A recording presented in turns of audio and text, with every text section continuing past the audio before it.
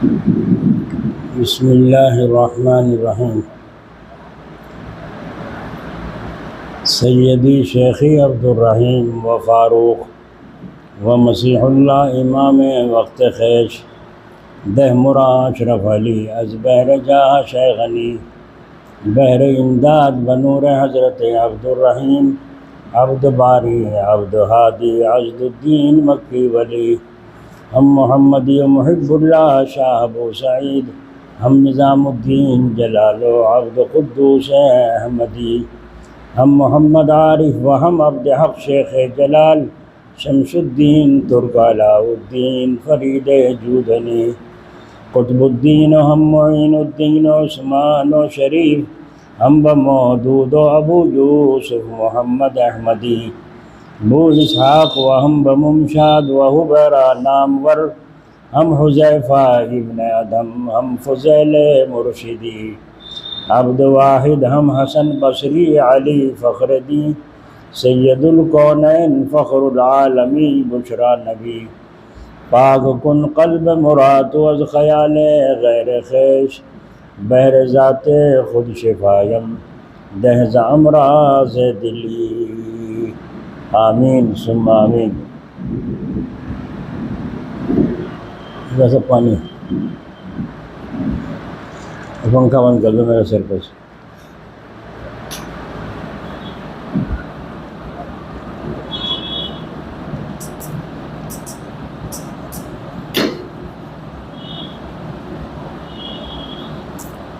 اللہ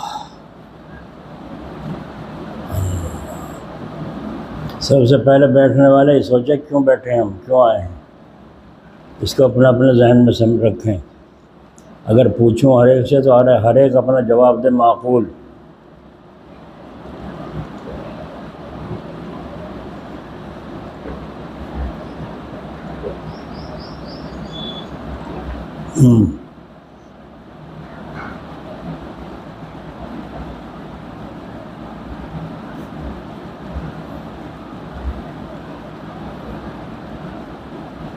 بسم اللہ الرحمن الرحیم۔ پچھلے ہفتے میں مضمون یہ چھوڑا گیا تھا کہ اس آیت کے اندر وما کان المؤمنون لینفروا کافہ، اس آیت میں علم کی اہمیت جہاد کے مقابلے میں بیان کی گئی کہ سب کے سب ایک ہی طرف نہ ڈل جاؤ، بلکہ علم جیسی عظیم الشان چیز کے حاصل کرنے کے لیے ایک جماعت کو حضور صلی اللہ علیہ وسلم کی خدمت میں حاضر رہنا ضروری ہے۔ ایک جماعت جہاد میں جائے اور ایک جماعت علم حاصل کرے رسول اللہ صلی اللہ علیہ وسلم کے پاس۔ جب وہ جہاد میں سے آئیں واپس تو ان حاضر رہنے والے لوگوں سے علم حاصل کریں اور یہ انہیں سمجھائیں کہ حضور نے تمہارے بعد میں یہ باتیں ارشاد فرمائیں، ان کو دین سکھائیں۔ تو جہاد عملی بمقابل کفار زبردستی ایمان لانے کے لیے نہیں۔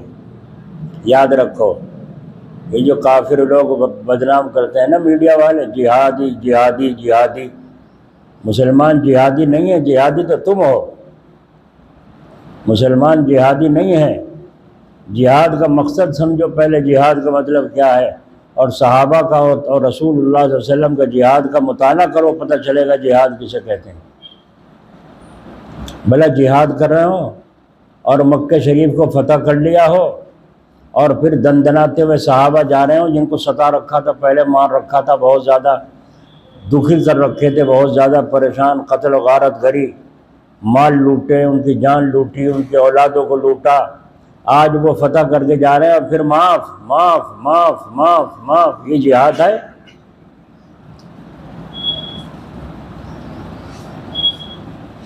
تو اس کو فرمایا جہاد عملی بمقابل کفار، زبردستی ایمان لانے کے لیے نہیں ہے کہ مسلمان ہو جاؤ ورنہ تو ہم تمہیں مار دیں گے، ہے نا؟ کہتے ہیں نہیں کہتے آج؟ تمہارا جہاد دیکھ لو کیسا ہے۔ ایک مسلمان کو غریب سے کو کمزور سے کو پکڑا، کہو جے شری رام، زبردستی کہے جیسے، اس نے زبردستی ڈر کے مارے کہہ بھی دیا تو کیا وہ ہندو ہو گیا؟ کیوں بھائی ہو گیا؟ جب وہاں سے بھاگ جائے گا ٹھوسا دکھا دے گا تمہیں، لو پڑھ کروا لو جے شری رام. یہ ہے تو اسلام اس طرح نہیں پھیلا، نہ اس لیے جہاد ہے، بلکہ وہ رکاوٹیں جو اشاعت اور نشر اسلام کے لیے اور دین کی طرف آنے والوں کے لیے غیروں کی طرف سے پیش آتی رہتی ہیں، ان رکاوٹوں کو دفع کرنا اور ان کو زبردستی روکنا اور ان کا انسداد کرنا جہاد کا مقصد ہے. ورنہ جہاد کی ضرورت ہی نہیں. ہمیں کیا ضرورت ہے کسی سے لڑتے مرتے پھریں؟ ہمیں کیا ضرورت ہے مقابلے میں کھڑے ہوں؟ یہ جو اذان نہیں دینے دیتے، یہ جو نماز نہیں پڑھنے دیتے، یہ جو اسلام پہ نہیں چلنے دیتے، داڑھی نہیں رکھنے دیتے، ٹوپی نہیں رکھنے دیتے، تو یہ اسلام کی اور ہم جو دوسروں کو سمجھاتے ہیں اس کی طرف، دین کی طرف آنے والوں کے لیے جو مسلمان ہو جائے اس کو غیروں کی طرف سے مار پیٹ، کیوں مسلمان ہوا؟ پھر کہتے ہیں مسلمانوں نے ان کو لالچ دیا ہے روپے. مسلمانوں کے پاس تو خود ہی روپے نہیں، کہاں سے روپے دے دے کے مسلمان کریں گے؟ تو یہ جو رکاوٹ کر رہے ہیں، ان رکاوٹوں کو ختم کرنا اور ان کو زبردستی روکنا اور اس کا علاج کرنا، یہ ہے جہاد کا مقصد. خبردار جو آئندہ تم کو مسلمان ہو، اپنی خوشی سے تم کچھ نہیں کہہ سکتے اس کو، یعنی ہم ہاتھ جوڑیں 100 دفعہ ہم کچھ نہیں کہنے. تو یہ کب ہوگا؟ جب تم جہاد کے لیے کھڑے ہو جاؤ، ورنہ جہاد کی کیا ضرورت ہے؟ اللہ تعالیٰ نے قرآن کریم میں اعلان کر دیا وَمَنْ شَاءَ فَلْيُؤْمِنْ وَمَنْ شَاءَ فَلْيَكْفُرْ. چاہے تم ایمان لے آؤ چاہے کافر ہو جاؤ، ہمیں کوئی پرواہ پچھوا نہیں. تو جب اللہ تعالیٰ خود قرآن میں کہہ رہے ہیں تو ہمیں کیا ضرورت پڑی ہم زبردستی کسی کو گھیر گھیر کے مسلمان کریں؟ ہم کیوں مسلمان کہیں کسی کو؟ ہاں یوں ضرور کہیں گے اپنے مالک کو پہچانو، پیدا کرنے والے کو پہچانو. ایک آدمی اپنے کھیت پر مورتی رکھ رکھی تھی اور کپڑے وپڑے پہنا رکھے تھے، اس کو بڑی خوبصورت پھلواری لگا رکھی برابر میں. صبح کو جایا کرے وہاں اور اس پہ جل چڑھایا کرے اور ڈنڈوت کرا کرے، مٹھائی کھٹائی رکھا کرے اس کے پاس. ایک دن جو گیا جا کے دیکھا وہ ساری نہائی بیٹھی ہے پہلے ہی. ہماری مورتی، ہمارا بھگوان، اسے کون نلا گیا؟ کون نلا گیا اس کو؟ بڑا پریشان ہوا، سوچ میں پڑ گیا. بس ایک طرف کو جب وہاں سے ہٹ کے اسے پانی وانی تو اپنا ڈال کے وہاں سے ہٹا، ایک طرف کو جا کے بیٹھ کے سوچ ہی رہا تھا، لومڑی آئی. اس نے سوچا یہاں کچھ چڑھا گیا ہوگا، اسے جو چڑھاوا چڑھایا تھا اسے اس نے لومڑی نے کھایا، اور کھانے کے بعد پھر اس نے ٹانگ اٹھا کے اس پہ، اسی دیوتا پہ، اسی بھگوان جی کی مورتی پہ پیشاب کر دیا، جب کتے کرتے ہیں پیشاب کر دیا. اس نے کہا جا تیری ایسی کی تیسی، میں تو یہ سوچ رہا تھا کوئی اور آ کے اس کی پوجا کر گیا ہوگا، اسے لومڑی پوجا کر رہی اس کی. اسے کس نے دعوت دی تھی؟ اس نے خود عقل سے پہچانا کہ اس کے اندر اتنی بھی طاقت نہیں کہ لومڑی موت رہی اسے ہٹا دے. میں تو سمجھ رہا تھا کوئی اسے نلا گیا جل میں، گنگا جل ڈال گیا ہوگا اس کے اوپر. بس آ کے اس مورتی کے لات ماری اور اس کے وقت سے اس نے عہد کر لیا کہ آج اس کے بعد میں مورتی پوجا نہیں کروں گا، اس مالک کو پکاروں گا جس نے سارے سنسار کو پیدا فرمایا ہے. بتاؤ کس نے زبردستی کی تھی اسے مسلمان ہونے کے لیے؟ اب وہ مسلمان اگر ہو گیا، ایک خدا کو ماننے لگا، دوسرے لوگ اس کی چھاتی پہ چڑھ گئے، تجھے کس نے روپے دیے، تجھے کیوں مسلمان ہوا، کیوں اللہ کو مان رہا ہے، جی اس کے پیچھے پڑ گئے. تو اس پیچھے پڑنے والوں کا مقابلہ کرنا، اور اس کا نام ہے جہاد. کیوں ستا رہے؟ کیا جرم کر دیا اس نے اپنی باتیں ماننے کی؟ تو جہاد میں اس انسداد ہے جو کہ مومن ہو چکے ہیں، ان کو کیوں پریشان کرتے ہو، کیوں تنگ کرتے ہو، کیوں ذلت کے ساتھ پیش آتے ہو، ان کی جان مال عزت آبرو کیوں وبال اور مصیبت میں ڈالتے ہو؟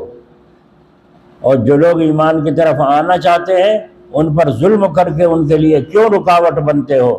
تم خود ایمان لاؤ یا نہ لاؤ، تمہارے پر کوئی زبردستی نہیں کرتے ہم مسلمان.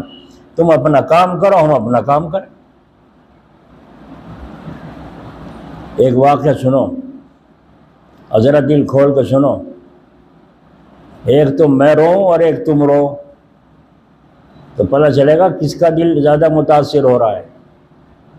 اب دعا کروانے والا تو رو رہا ہے، اے اللہ مر گئے، اور لوگ آمین، ان سے آمین بھی نہیں نکل رہی۔ تو تم رو یا ہم روئیں؟ بولو، تمہیں رونا چاہیے نہیں رونا چاہیے؟ یہ منافق پتھر بن کے بیٹھو گے یہاں۔ ایک صحابی ہیں عبداللہ ذوالجلالین، 2 کمبل والے صحابی، باپ کا انتقال ہو گیا، چچا نے سارا مال اپنے پاس رکھا، بھتیجے کی دیکھ بھال شروع کر دی۔ ہاں یہ ایمان لے آیا، چچا کو پتہ چلا یہ بھتیجا تیرا ایمان لے آیا۔ ارے تو مسلمان ہو گیا؟ ہاں مسلمان ہو گیا۔ کہا محمد کی پارٹی میں داخل ہو گیا؟ کہ ہاں ہو گیا ہوں۔ جب ہو گئے تو ہو گئے۔ کہا تجھے ننگا کر کے گھر سے نکالوں گا، اور ساری تیرے باپ کی جائیداد اور زمین جو تجھے ملے ساری ہڑپ کر لوں گا، یہ ذرا سے بھی نہیں دینا، اور ننگا کر کے گھر سے نکالوں گا۔ جو چاہے کرو، جو چاہے کرو۔ بتاؤ بھائی کون سی پارٹی ساتھ تھی اس کی؟ ان صحابی کے کون سی پارٹی ساتھ تھی جس کے اوپر یوں کہ جو چاہے کرو؟ صرف اللہ پر یقین تھا، اللہ کو مانا ہے۔ اس کے بعد چچا نے ننگا کر کے اور گھر سے باہر نکال دیا۔ 2 کمبل کے ٹکڑے، ایک کمبل تھا پھٹا ہوا سا، اس کے 2 ٹکڑے کر کے ایک اوپر ڈال لیا، اور ایک کو یہ دھوتی کی طرح کر کے کر کے کانٹے اس میں لگا کر کے اس کو سی لیا، اور ننگے ہو کر کے گھر سے باہر نکال دیا آپ کو۔ آپ چل دیے اسی حال میں، سارا مال ہڑپ کر لیا، بدن کے کپڑے اتروا لیے۔ اب چلے کہاں؟ جہاں جناب رسول اللہ صلی اللہ علیہ وسلم جلوہ افروز ہیں، وہاں جانے کی نیت کر دی۔ پوچھا لوگوں سے مدینہ کو راستہ کون سا جاتا ہے، کیونکہ مالدار گھرانے کا شہزادہ تھا۔ اس زمانے میں 200 دینار کا کپڑا پہنا کرتا تھا، سونے کا سکہ، اتنا مالدار تھا۔ اور آج 2 کمبل کے ٹکڑے، ایک آگے ایک پیچھے سی کر کے چلے جا رہے، نہیں جا رہا راستہ مدینہ کا۔ دھوپ پڑ رہی ہے، بھوک ہے، پیاس ہے، اور دھوپ بدن پر پڑ رہی ہے چمڑی پر، اور چلے جا رہے ہیں دعا کرتے ہوئے، یا اللہ مجھے سرکار کے قدموں میں پہنچا دے، مجھے مدینہ شریف میں یا اللہ پہنچا دے۔ دعا کرتے جا رہے ہیں۔ بس جب گرمی نے زیادہ ستایا، پریشانی زیادہ ہوئی، تو ایک آدمی ملا راستے میں، بکریاں چرا رہا تھا، تو سوچا اس سے پوچھوں کچھ پانی وانی مل جائے تو پی لوں۔ اس کے پاس گئے اور جا کہا بھائی کچھ پانی وغیرہ ہو تو پلا دو، پیاسا ہوں۔ انہوں نے کہا کہاں سے آیا ہے؟ کہنے مکے سے آیا ہوں۔ اچھا، کہاں کا ارادہ ہے؟ کہ مدینہ شریف جا رہا ہوں۔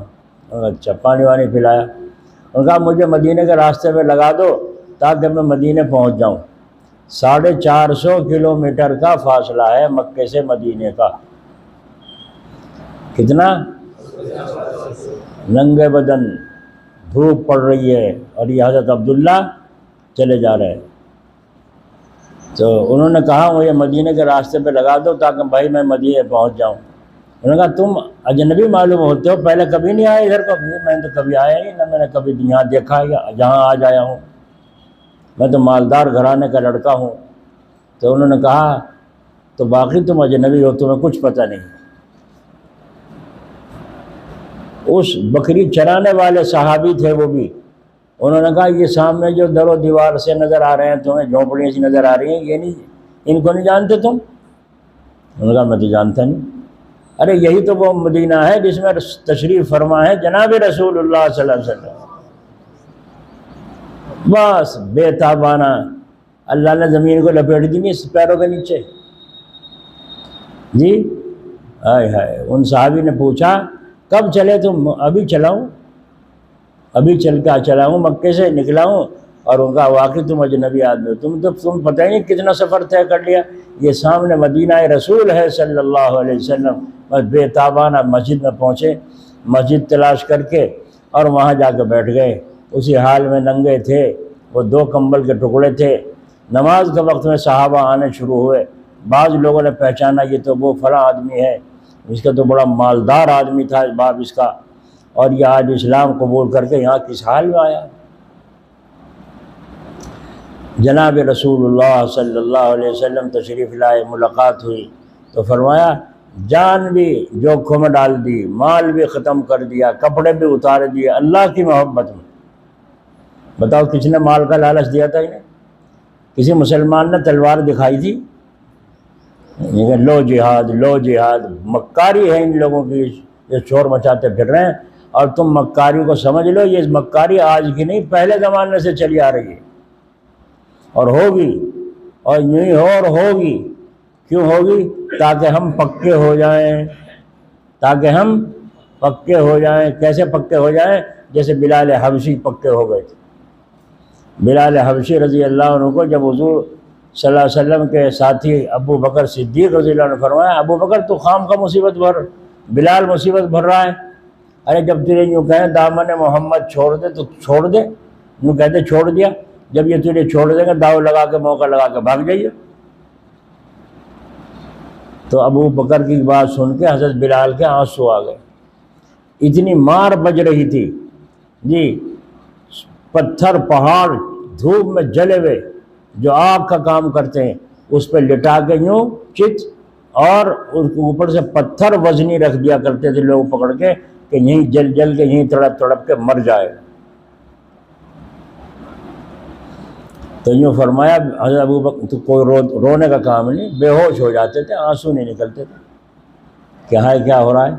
لیکن آج ابو بکر نے جو یہ بات کہی تو رونے لگے۔ فرمایا ابو بکر مجھے تم سے تکلیف پہنچی، کیا بات ہے بات بتا۔ فرمایا تم جیسا آدمی ایسی بات کہے تعجب ہے۔ فرمایا کیا بات ہوئی، بات بتا صحیح اصلی۔ کہا جب یہ میرے اوپر داب دیتے ہیں اور میری روح نکلنے کو باہر ہو جاتی ہے، زبان میری تالو سے چمٹ جاتی ہے، تو مجھے میری آنکھیں بند ہیں اور تالو سے زبان چپٹی ہوئی ہے اور روح نکلنے کو بدن سے ہو رہی ہے، اتنی داب میرے بدن پہ پڑ رہی ہے، لیکن میں دیکھتا ہوں آسمان کے پردے ہٹ کے مجھے اللہ کا عرش نظر آتا ہے۔ تم یوں کہہ رہے ہو یوں کہہ کے بھاگ جاؤں؟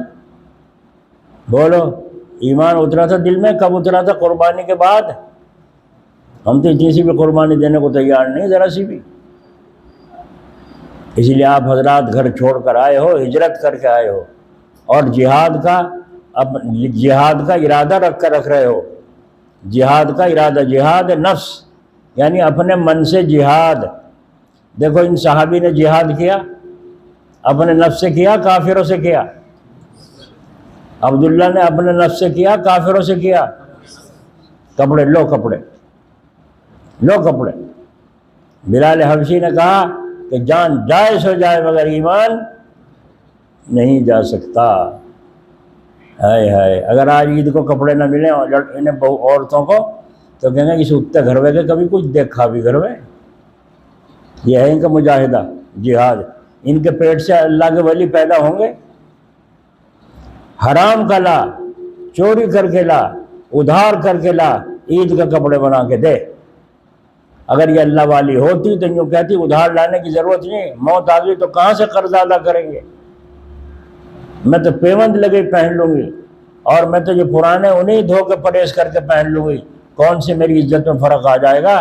میرا اللہ راضی ہے تو سب کچھ ہے، ورنہ کچھ نہیں۔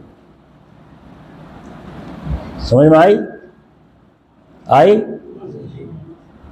ضرورت پیش آ رہی کاروبار کی، یہ زیور رکھ دو، بیوی بھی کہہ رہی ہے زیور رکھ دو، شوہر بھی کہہ رہا ہے زیور رکھ دو سنار کے یہاں۔ ہم یوں کہتے ہیں زیور مت رکھو، ویسے مزدوری کرو، اور اگر اس کے کام نہیں چلتا تجارت ہی کرنی ہے تو وہ جتنے میں کام چلتا ہو اتنا زیور بیچ دو، رہن مت رکھو۔ گروی رکھو گے سود دینا پڑے گا، اور پھر سستی آ جائے گی تو سارا زیور اسی سنار کا ہو جائے گا۔ ہے بات یہ نہیں ہے؟ تو جتنی ضرورت ہو اتنا بیچ دو، مقدر ہوگا اللہ تعالیٰ پھر عطا فرماوے گا، اگر مقدر میں ہے تو پھر ملے گا انشاءاللہ تعالیٰ۔ تو کیوں مصیبت میں پھنستے ہو؟ اور مرد کیا کہتا ہے، اجی گھر والی مر جائے گی، میری جان کھا لے گی کہ بیچ دیا میرا زیور، ہائے میرا زیور بیچ، تو اس کا زیور اس کے حوالے کرو، ان کو اپنے زیور تو تھام، زکوٰۃ بھی تو دیو، قربانی بھی تو کریو۔ میرا کیا مطلب ہے، جو میرا زیور ہے وہ مجھے دے، جو میرے ماں باپ نے چڑھایا تھا وہ زیور مجھے دے، میں تو اسے بیچوں گا۔ تیرا زیور تو نہیں دینا چاہتی، مت دے، اپنے پاس رکھ۔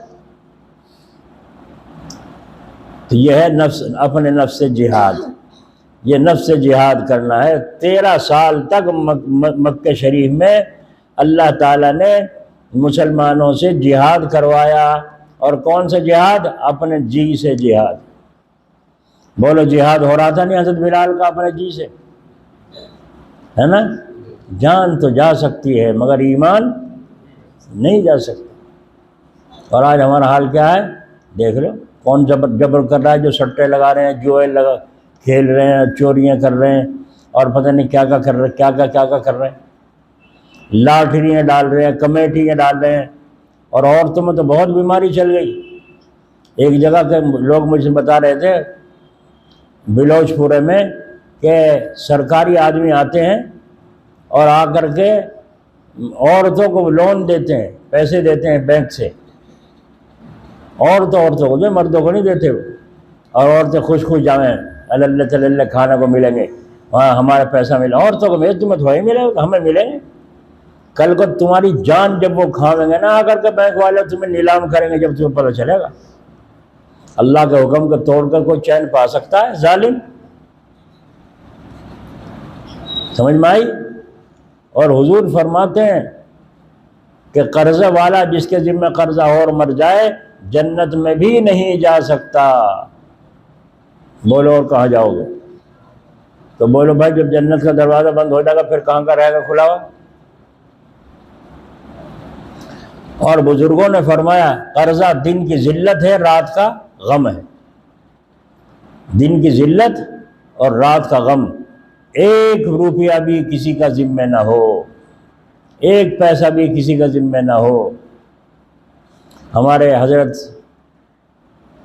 تیسرے پیر سے پیر جو تھے حضرت مولانا سید عبد الرحیم صاحب رحمۃ اللہ علیہ، اللہ ان کی قبر پر رحمت فرمائے، میں نے ان سے کتابیں خریدی، کچھ پیسے کم رہ گئے تھے، میں نے کہا حضرت یہ لکھ لو اور پھر جب اب کے آؤں گا جب ادا کر دوں گا۔ اپنی عقل کے مطابق ہم نے کہا، لیکن یہ تو پتہ نہیں اگلے نمبر پہ آ بھی سکوں گا نہیں آ سکوں گا، جی زندہ بھی رہوں گا کہ نہیں رہوں گا، کس بنیاد پر ادھار کر رہے ہو؟ آ نہیں رہی سمجھ میں۔ کیسے وعدہ کیا کل کو دوں گا، اب کے آ کے دوں گا؟ اللہ اکبر، وہ بھی اللہ والے تھے۔ حضرت نے فرمایا میں نہیں لکھا کرتا، میں کیوں لکھ کے کاغذ خراب کروں، اپنا دماغ خراب کر پھر دیکھا کروں کہاں پیسے مرے ہیں، بھائی کتنے پیسے رہ رہے، خام خواہ میں روزانہ حساب کتاب میں پھنسا کروں۔ جو تم دے رہے ہو دے دو، رکھ لوں گا، جو تمہارے ذمہ رہ گئے جی چاہے گا یہاں دے دیو اور نہ تو وہاں دیو، دینے پڑیں گے نہیں دینے پڑیں گے اللہ کے ہاں۔ کتابیں لے گئے ادھار، میں خام خواہ لکھ کے پھروں کاغذ کو خراب کرتا ہوا، اور تم نے دیے نا اور پھر کیا فائدہ ہوگا اس کے لکھنے کا؟ کہا بھائی یا تو یہاں دو گے اور یا وہاں۔ تو میرے دماغ سنتے ہی سن ہو گیا، ایک دم یہ لفظ سنتے ہی سن ہو گیا، اب میں نے اس میں سے کتاب گھٹا دی۔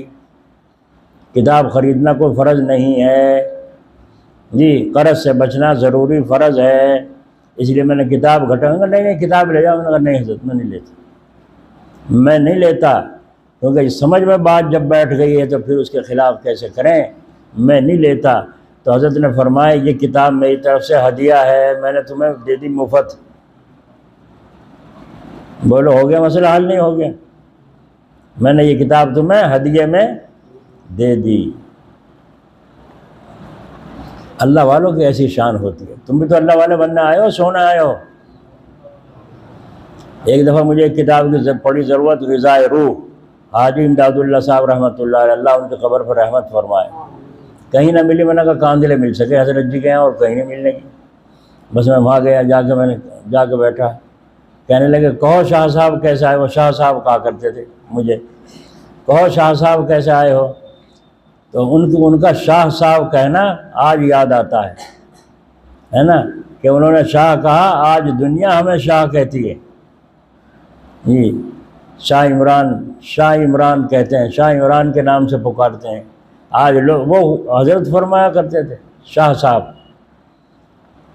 کیسے، میں نے کہا حضرت غذائے روح کتاب کی ضرورت ہے، تو وہ کہنے لگے غذائے روح وہاں ملے مرکز میں دلی، ایسے الفاظ ہوتے تھے، ان کا انداز ہوتا تھا حضرت کا، اللہ ان کے درجے بلند فرمائے، تو انہوں نے فرمایا وہاں ملے مرکز میں دلی غذائے روح کی غذا وہاں ملے، بس میں نے کہا جی بہت اچھا، میں اٹھ کے چل دیا، جب وہاں ملے ہمیں لینی ہوگی وہاں چلے جائیں گے، میں چل دیا سے سنو، پھر آگے کیا ضرورت پیش آ گئی غذائے روح کی، اب میں کہا اس کا کیا جواب دوں آپ کو میں، اچھا تو چلو وہاں جاؤ اندر کمرے میں، اور نیچے والی الماری میں داہنی طرف سے تلاش کرو نیچے، اور وہاں اس میں رکھی ہوئی ملے گی، اور دیکھو وہاں سے نکال کے لاؤ، اور دیکھو ایک کتاب بھی ذرا آگے پیچھے اگر ہو گئی اسے بھی رکھ لوں گا اور کبھی بھی نہیں دینے کا۔ میں نے کہا یہ تو ہمارا بائیں ہاتھ کا کام ہے کتابیں لگانے کا، تو کتابیں رکھنے کا سلیقہ اللہ کا شکر ہے۔ بس میں گیا، جا کے 2-3 کتابوں کے بعد مل گئی، کتنا حافظہ تھا ان کا، اللہ ان کی قبر پر رحمت فرمائے، کہ کون سی کتاب کہاں رکھی ہے، پڑھتے تھے نا، کتابوں کے کیڑے تھے، حدیثوں کے بڑے ماہر تھے، اللہ نے بڑے علوم عطا فرمائے تھے، تو اتنا بڑا کمرہ، اس سے بھی بڑا کمرے 2 بھرے ہوئے سارے کتابوں سے، اور فلاں کتاب کہاں رکھی ہے، فلاں جگہ دیکھ لو۔ میں نے تلاش کی، نکل گئی، مل گئی، لے آیا، لا کے دیکھی، دیکھ کے یوں کہنے لگے، دیکھ کے کہنے لگے جیسی ہے ایسی کی ایسی آنی چاہیے، جیسی ہے ایسی کی ایسی، امانت ہے نا وہ، تو امانت کو امانت کی طرح رکھنا چاہیے، نہیں رکھنا چاہیے، سبق ہے اس میں یہ، جیسی ہے ایسی کی ایسی آنی چاہیے۔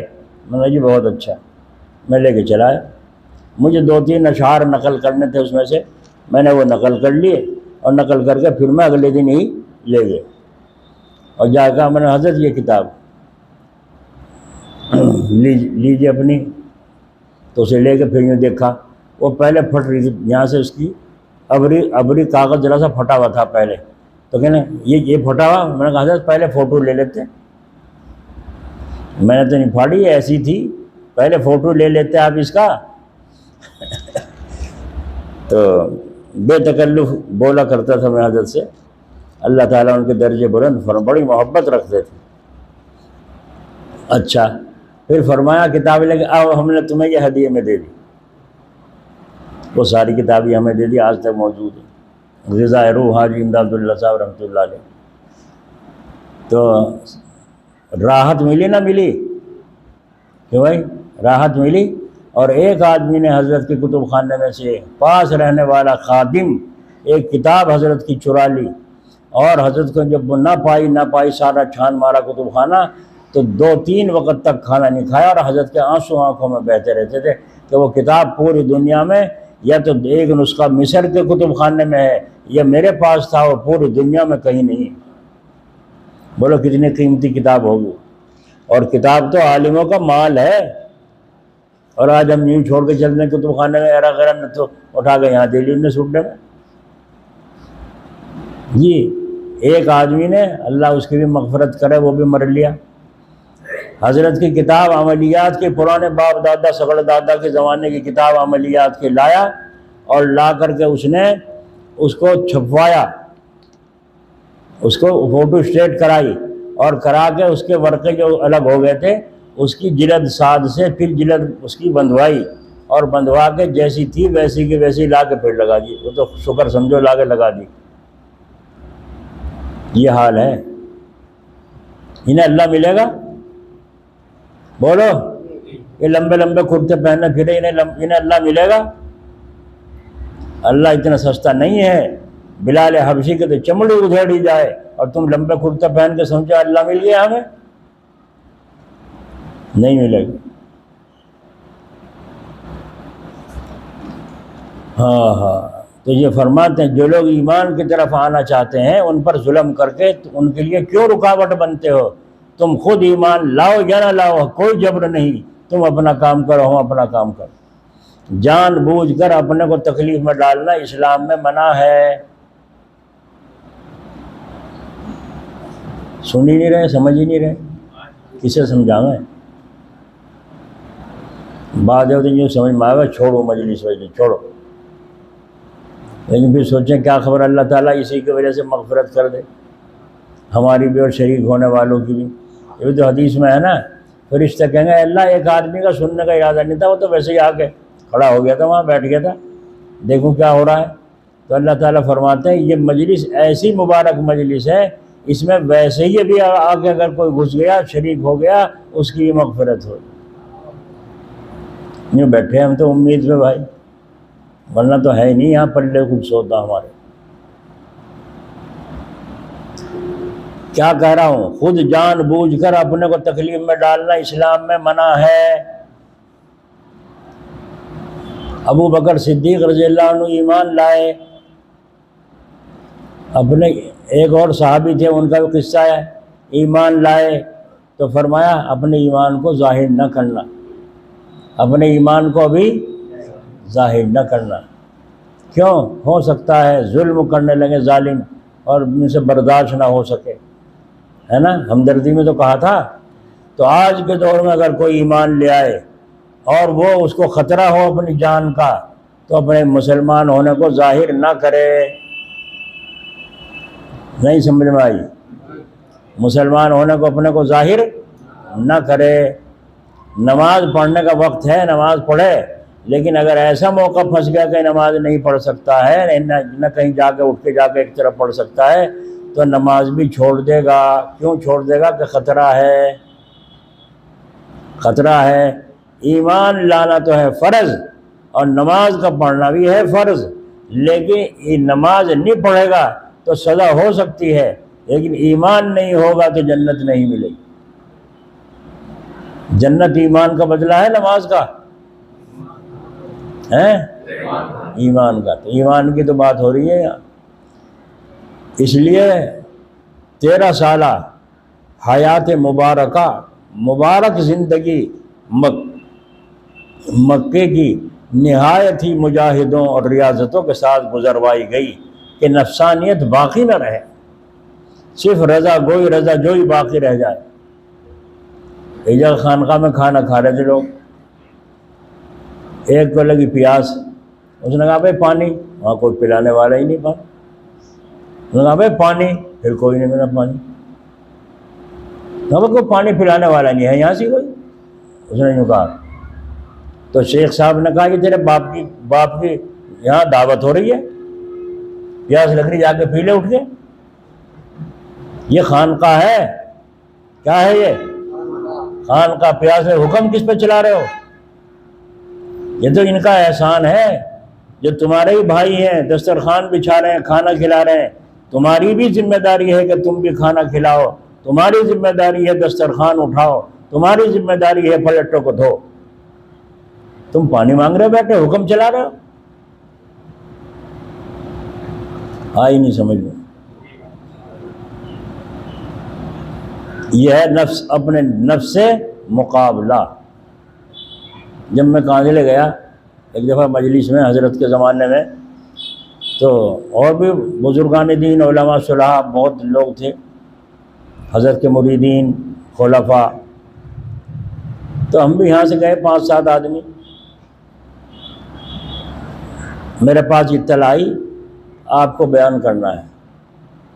اب میں نے کہا مجھے بیان کرنا ہے؟ حضرت کے اتنے خلفاء یہاں، علماء صلحاء ہیں جی، طرح طرح کے مجمع ہے، کافی لمبا چوڑا، مالدار بھی، غریب بھی، امیر بھی، اللہ کے ولی بھی۔ اب مجھے کہہ رہے ہیں کہ تجھے بیان کرنا ہے۔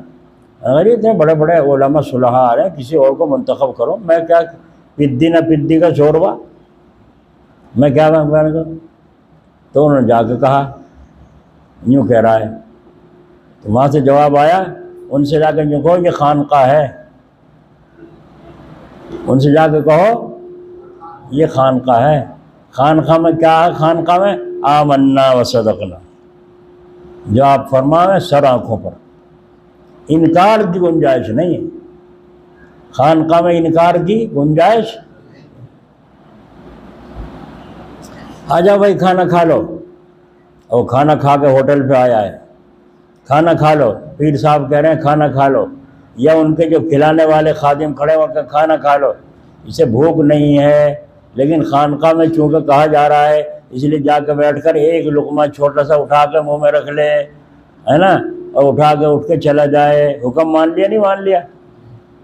مجھے تو بھوک نہیں جی۔ تو یہ آدمی تھپڑ مار کے نکالنے کا قابل ہے، نالائق کہیں کا، شیخ کا حکم نہیں مان رہا، دعویٰ محبت کا کرتا ہے، ظالم۔ کیا سیکھا تو نے یہاں آ کر کے خانقاہ میں؟ اب تک تو ماننا بھی نہیں تجھ پر آیا۔ ہم تو جو کہہ رہے ہیں کھانا کھا، اور تو کھانا کو تھے میرے تو پیٹ بھر رہا ہے، تو آیا کہ کس واسطے یہاں؟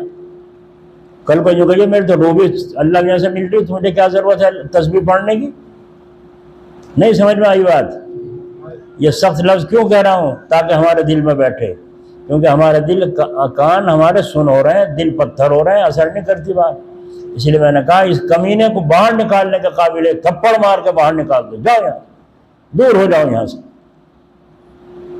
جب ہم نے کہا کھانا کھاؤ تو تمہیں بھوک نہیں تھی، اور یہ میں نے دیکھا رائے پور میں دسترخوان بچھا ہے، ایک بڑے آدمی تھے مالدار سے، اچھے خاصے بڑے شاندار کپڑے پہنے ہوئے، میرے برابر میں بیٹھے، تو ایک پلیٹ میں 4 کھاتے ہیں، وہاں اتنی بڑی بڑی پلیٹیں ہیں، ایک پلیٹ میں 4 آدمی کھاتے تھے، اب تو پتہ نہیں۔ تو وہ بیٹھ کے کھانے، انہوں نے چھوٹے چھوٹے 2 لقمے لیے اور 2-3 لقمے لے کے، اور وہ اٹھ کے چلے۔ میں نے کیا بات ہے کھاؤ؟ کہنے بس وہ تو میں برکتاً بیٹھ گیا تھا کہ یہاں آنے والوں کے لیے کھانا تیار کیا گیا ہے اور دسترخوان بچھایا گیا ہے، تو برکت حاصل کرنے کے لیے میں بھی دسترخوان پر بیٹھ گیا تھا۔ آئی کچھ سمجھ میں نہیں؟ ورنہ یہ نہیں تھا کہ کھینچو، تو جب سارا کھینچ جائے گا تو یہ اور جو مہمان ہیں یہ کیا کھائیں گے؟ اسی لیے میں کہتا ہوں جو لوگ یہاں آتے ہیں بیچارے بوانے کے ہیں، لسانے کے ہیں، بڑھانے کے ہیں، اپنا اپنا ٹائم پہ کھانا کھا لیتے ہیں، نماز جمعہ کی پڑھ کے یہاں آتے ہیں، یہ نہیں کھاتے، کھا کر آئے، نہ ان سے کہا جاتا۔ جو دور کے مہمان ہیں ان کے لیے کہا جاتا ہے کھانا کھا کے جائیے، زیادہ کھانا ہو بچے تو یہ بھی کھا لیں، اگر کھاتے نہیں تو کھلاویں تو صحیح بھائی، اگر کھاتے نہیں ہیں تو کھلاویں تو صحیح، جو دوسرے مہمان آئے ہوئے ہیں باہر کے انہیں کھلاویں تو صحیح، اور پھر بچ جائے اگر اجازت ہو اشارہ ہو تو تم بھی کھاؤ، کون منع کر رہا ہے؟ اصول سیکھو، یہ ہے اپنے نفس سے مقابلہ کیسے؟ مرچوں کے چاول ہیں تو بارک اللہ، بارک اللہ، اگر اچھی سی بریانی چمچ خوشبودار چاول سے ہے، ہاں یہ تو برکت کا کھانا، لاؤ میں بھی کھا لوں، بسم اللہ الرحمن، یہ برکت کا کھانا کھانے بیٹھا ہے۔ کیا اس مرچوں کے چاول جو پکے اس میں برکت نہیں ہے؟ کہ بھائی اس میں برکت نہیں ہے؟ تو اس کو فرما رہے 13 سال تک یہ مصیبت بھروائی تھی، اللہ تعالیٰ نے مکہ شریف میں صحابہ سے ریاضتوں مجاہدوں کے ساتھ، تاکہ نفسانیت بالکل جاتی رہے۔ ایک جگہ دعوت میں گئے،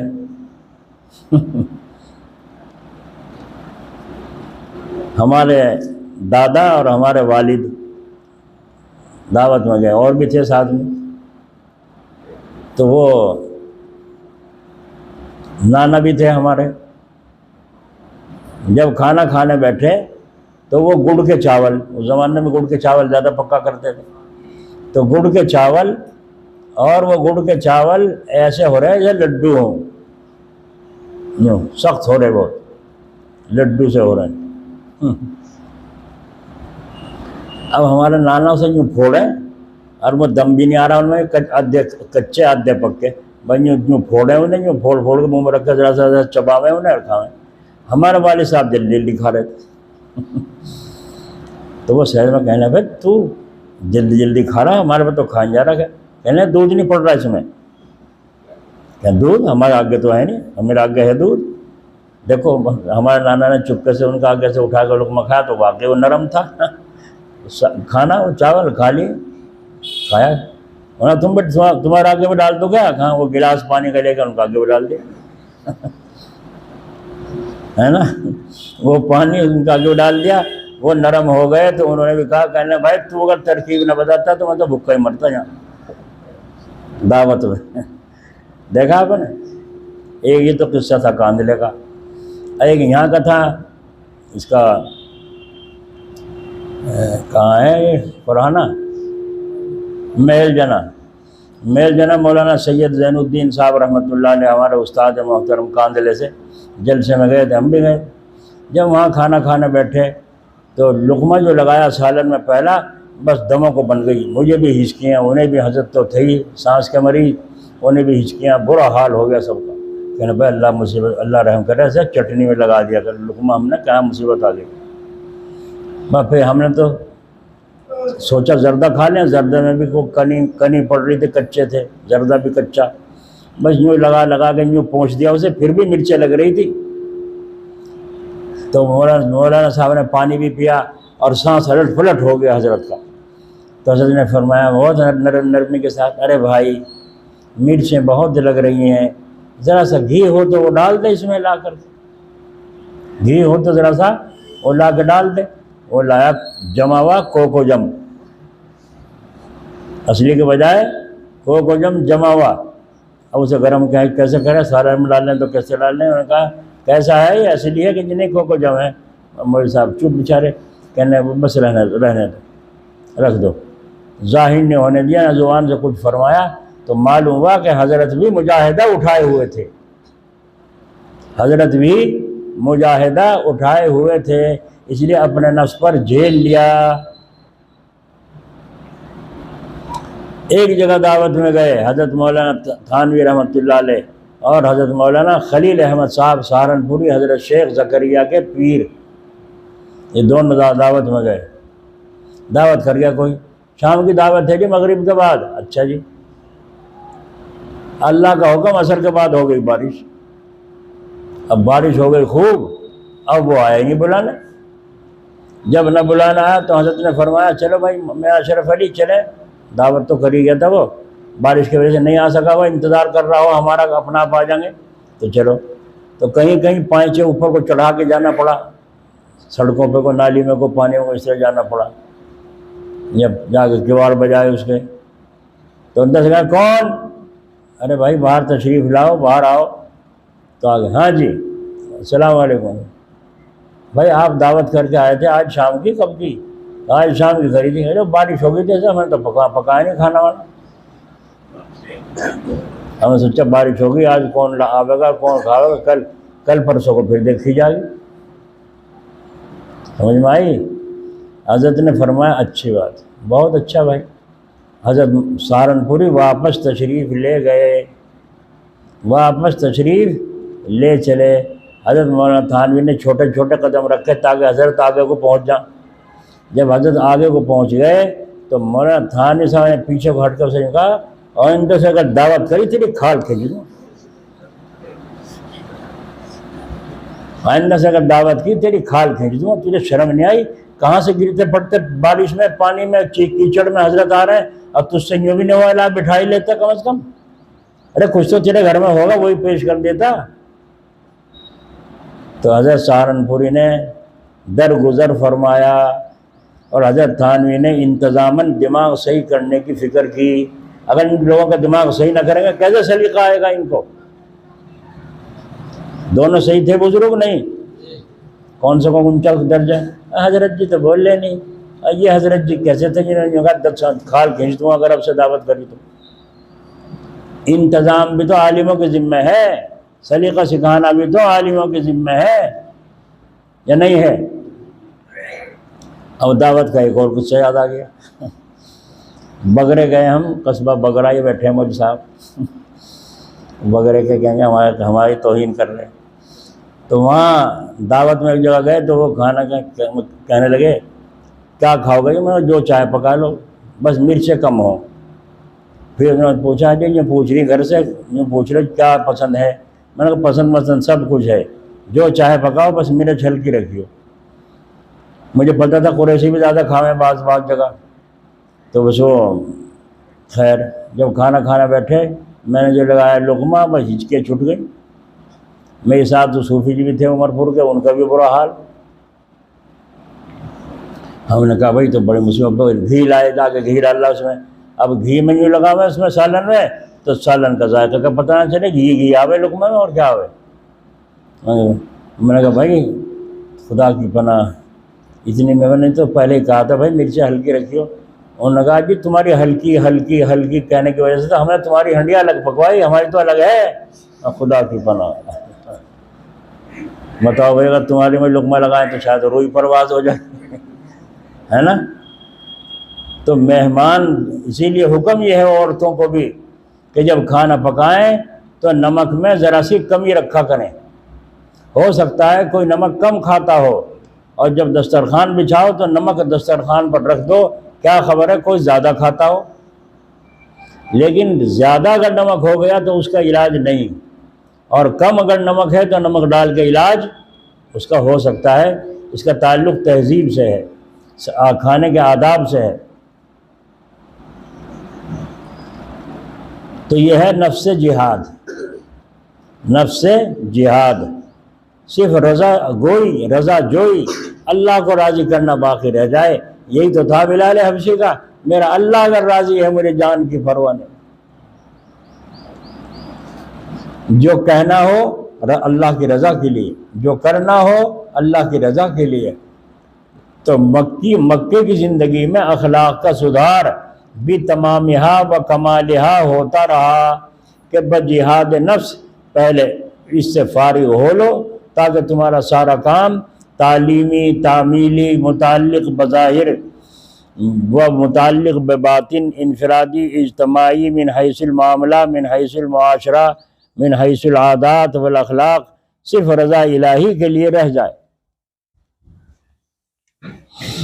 دوسری کوئی اور چیز بیچ میں نہ رہے، ہر کام پورے حدود اور احکام کے ساتھ، جس کو شریعت کہتے ہیں، بمداومت، یعنی ہمیشہ ہوتا رہے۔ اسی لیے مکی زندگی میں 13 سال تک خاموشی سے اخلاق جامعہ کے ساتھ تعلیم علم دین ہوتی رہی، اس کے سوا کوئی عبادت، زکوٰۃ، نماز، حج کی تھی نہیں تھی۔ ہاں حج جس طرح ان کے یہاں طریقہ تھا حج بھی کرتے تھے۔ روزوں کی فرضیت بعد ہجرت کے ہوئی، نماز ہجرت سے 1 سال پہلے فرض ہوئی، ورنہ کچھ بھی نہیں تھا۔ بس صبر، یہاں کی تعلیم میں نماز بھی نہیں ہے، صبر، روزہ بھی نہیں ہے، بس صبر، پٹ رہے ہیں صبر، کھانے کو نہیں مل رہا صبر، باندھ کے ڈال دیا صبر۔ ہائے ہائے ہائے، اللہ تیری شان کے صدقے۔ یہ کیفیت جب پیدا ہوئی جب جہاد کا حکم ہوا تھا مدینہ شریف میں، اور جہاد میں کیا کہا تھا؟ چلو اب ان ظالموں کا انتظام کرو، ان کا مقابلہ کرو جو اسلام سے تمہیں روکنا چاہ رہے ہیں۔ اچھا، حضور صلی اللہ علیہ وسلم نے فرمایا صفیں کھڑی ہو گئیں، دیکھو بھائی کوئی عورت سامنے آوے تلوار نہ چلانا، بوڑھا سامنے آ جائے تلوار نہ چلانا، کوئی ان کا سادھو سنت سامنے آ جائے بھگت سنگھ، اس پہ تلوار نہیں چلانی۔ کسی نے کواڑ بند کر لیا اسے کچھ نہیں کہنا، کسی نے کلمہ پڑھ لیا اسے کچھ نہیں کہنا۔ بتاؤ اس طرح جہاد کر سکیں ہم جتنے یہاں بیٹھے ہیں؟ تو بھائی کر سکیں تو معلوم ہے پہلے صلاحیت پیدا کرو۔ ابھی تو پٹو، وہاں مار دیا، وہاں مار دیا، وہاں مار رہے ہیں، وہاں مار رہے ہیں، پٹو۔ یہ جہاد نفس ہو رہا ہے، برداشت سے کام لو اور اپنے رخ کو بدلو اللہ کی طرف، تاکہ اللہ ہم سے راضی ہو جائے۔ ہم مر جائیں، کافر ہمیں مار دیں، چاروں طرف سے گھیر گھیر کے ہمارے محلوں میں، ہمیں قربانی بھی نہ کرنے دیں، ہمیں نماز بھی نہ پڑھنے دیں، باہر سڑکوں پہ نماز نہ پڑھو، مسجدوں میں بھی جو کہیں ہم اپنا وہ بناویں گے، بناؤ۔ ہم خاموش ہیں، کیوں؟ ہمیں اپنے نفس سے جہاد ہے۔ اللہ کا حکم یہ ہے مسجد میں نماز پڑھو، آسانی ہے، مسجد میں نماز پڑھیں گے اللہ راضی ہوگا۔ اب مسجد میں جانے کی پابندی ہے تو گھر میں نماز پڑھ لیں اللہ راضی ہوگا۔ مقصد تو اللہ کو راضی کرنا ہے۔ اور ہمیں اگر جہاد کا حکم ہو جائے تو ہم تو سب سے پہلے کپڑے والے کی سنار کی دکان لوٹیں گے، نہیں لوٹیں گے؟ اب بعد الہجرت بحصول مرکزیت، یعنی ایک مرکز حاصل ہو جانے کے بعد، تو پہلے تو مرکز بنا مدینہ شریف، تعلیم میں غیروں کی طرف سے رکاوٹیں آنے لگیں اور وہاں بھی مومنوں کو ستایا جانے لگا اور ان کو روکا جانے لگا، تب جہاد عملی بفراغ جہاد نفسی، یعنی جہاد نفس سے فارغ ہونے کے بعد شریعت کا حکم ہوا کہ اب جو بھی عمل ہوگا وہ شریعت کی حد میں ہوگا، شریعت کی حد میں ہوگا۔ جب جنگ ختم ہو گئی تو بیٹے نے یوں کہا ابو بکر رضی اللہ عنہ سے، ابا جی کئی دفعہ میری تلوار کے سامنے آئے تم مقابلے میں، جہاد میں کئی دفعہ میری تلوار کے سامنے تم آئے، لیکن میں نے ابا سمجھ کے چھوڑ دیا اور کچھ نہیں کہا، تلوار نہیں چلائی، یہ میرے ابا ہیں۔ وہ کافروں میں تھا، یہ مسلمان تھے، تو یوں کہہ رہا کئی دفعہ تم میری تلوار کی زد میں آئے مگر میں نے تلوار ہٹا لی کہ ابا پہ تلوار نہیں چلانی ہے۔ تو حضرت ابو بکر نے فرمایا مجھے نہیں پتہ، میں نے نہیں دیکھا تجھے، اگر تو میرے مقابلے میں اس طرح آ جاتا اور میں تجھے دیکھ لیتا میں ہرگز نہ چھوڑتا، میں تو قتل کر دیتا۔ بیٹا پیارا یا اللہ پیارا ہے؟ اس کا نام ہے جہاد۔ بولو اس قابل بنیں گے نہیں بنیں گے؟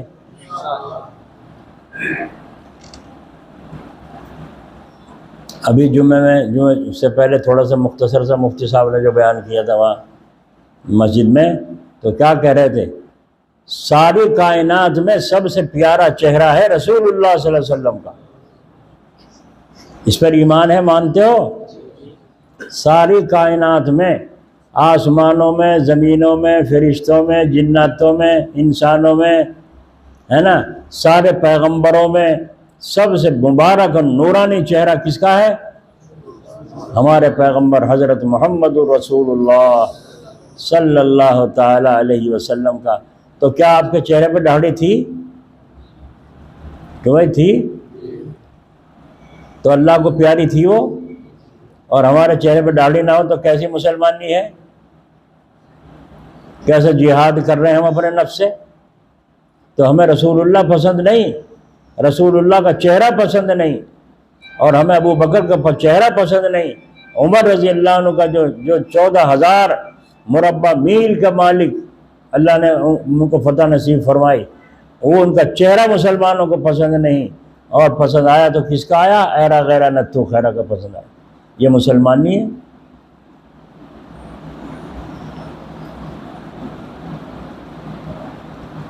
اچھا، انہوں نے رسول اللہ صلی اللہ علیہ وسلم کی طرف سے قربانی کی بکرے کی، جو کہہ رہے تھے نا میں تو میں بتا رہا ہوں، انہوں نے قربانی کی حضور صلی اللہ علیہ وسلم کے نام سے۔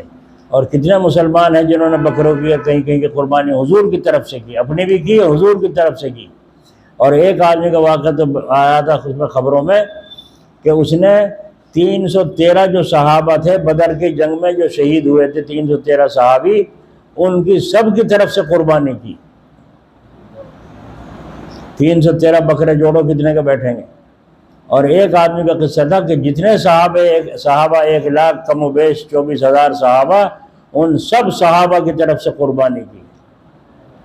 یہ نہیں کہ ایک ہی بکرے میں سب کو کر دیا، ایک ہی کٹڑے میں، ہر صحابی کی طرف سے، یعنی 1,24,000 بکرے ذبح کیے تمام صحابہ کی طرف سے۔ بولو اتنا بے شمار ثواب جب ان کی قبروں میں پہنچے گا تو بولو اللہ تبارک و تعالیٰ تو راضی ہوگا، وہ بھی تو راضی ہوں گے نہیں ہوں گے؟ ایسا کون ہمارا پیارا ہے، ہمارا چاہنے والا ہے جو ہماری طرف سے؟ تو اللہ تعالیٰ غیور ہے، کسی کا رکھتا نہیں۔ لیکن آج اتنے کنجوس مسلمان ہیں جو کہتے ہیں قربانی کرنے سے کیا فائدہ بھائی، اتنا خون بہاؤ اور اتنا پیسے، اتنے کسی غریب کو دے دو تو آگ لگے تیرے اور پیسوں میں، اسی میں آگ لگاوے گا، اسی میں سے غریبوں کو دے گا، اور پیسوں میں سے دینا۔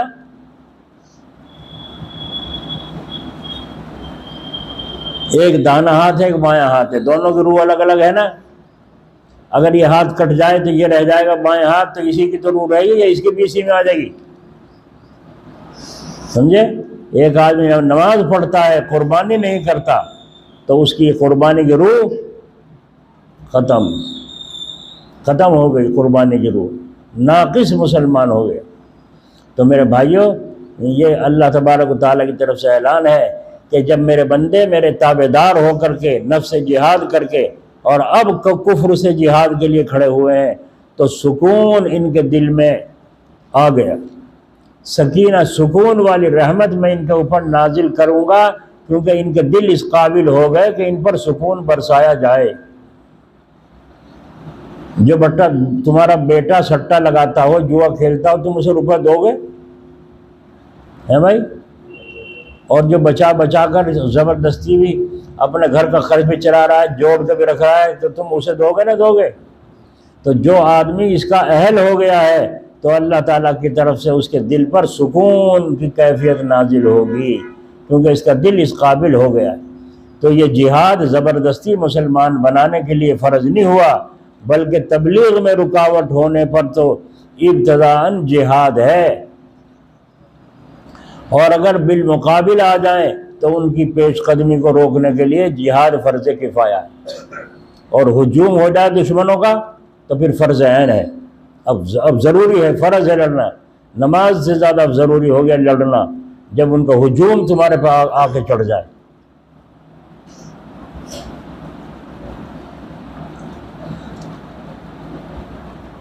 جہاد چل رہا ہے، کافروں نے بہت ستایا، بڑا وہاں انہیں ہرا دیے۔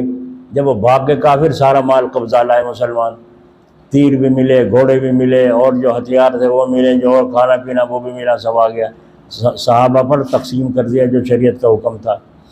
حضور صلی اللہ علیہ وسلم کو جاسوس نے خبر دی ان مکے والوں کا قافلہ ادھر کے راستے سے تجارت کے لیے ملک شام جا رہا ہے، تو حضور صلی اللہ علیہ وسلم نے فرمایا جلدی ایک دستہ تیار، جا کے راستے میں دبو چلو، جو کچھ لے رہے سب چھین لو ان سے اور ختم کرو انہیں وہاں سے۔ ایک دستہ گیا اور جا کے ساروں کو گھیر لیا، اور گھیر کے سب چھین لیا، وہ بھاگ دوڑ مچ گئی، بھاگ گئے، چھوڑ کے گھوڑے پوڑے اپنے جو تجارت کا مال تھا وہ بھی چھوڑ کے بھاگ گئے۔ تو اب کیا کہیں، دیکھو مسلمانوں نے جاتوں کو خام خائی لوٹا پریشان۔ اچھا کل کی بات بھول گئے، پرسوں کی بھول گئے؟ جو حضور صلی اللہ علیہ وسلم جو کہہ رہے تھے ایک آدمی مانگا ہوا ہے دے دو مجھے، نہ صاحب ہم نہیں دینے کے، تمہارا اگر کوئی آدمی ہمارے پاس آ گیا ہم نہیں دینے کے، اور ہمارا تمہارے پاس مسلمان ہو کر آ گیا تمہیں واپس کرنا پڑے گا۔ حضور نے کہا اچھا بھائی۔ حضور نے فرمایا ابھی تو جو نامہ لکھا جا رہا ہے ابھی تو وہ تحریر بھی پوری نہیں ہوئی، ابھی سے کیوں اس نے سختی کر رہا ہے؟ ایک آدمی مجھے مانگا ہی دے دو، وہ نہیں دینا۔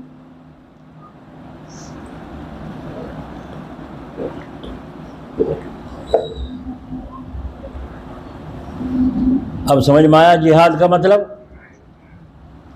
جہاد کہیں کے لیے ہے